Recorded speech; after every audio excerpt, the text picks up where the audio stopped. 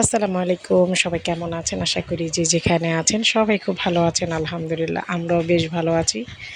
চাহাত মামুনি বেশ কিছুদিন যাবৎ বলতেছে, আম্মু তুমি ক্যারামেল পুডিং বানিয়ে দাও। তো সময়ের অভাবে দেখা যায় বিভিন্ন কাজে ব্যস্ত থাকার কারণে তার কথাটা রাখা হচ্ছে না।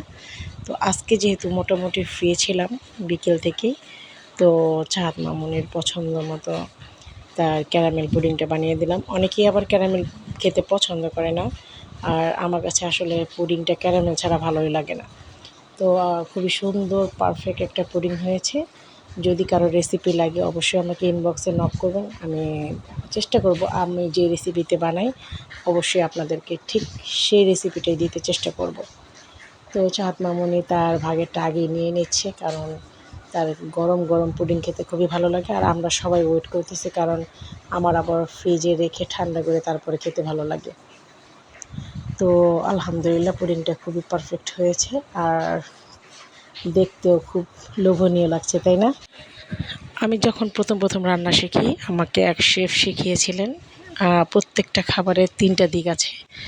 তো প্রথম দিকটা হচ্ছে দেখতে এটা সুন্দর হতে হবে, ২ এটা সুঘ্রাণটা সুন্দর হতে হবে, আর এটার টেস্টটাও ভালো হতে হবে। তো আলহামদুলিল্লাহ যে জিনিস দেখতে সুন্দর সে জিনিস খেতেও সুন্দর।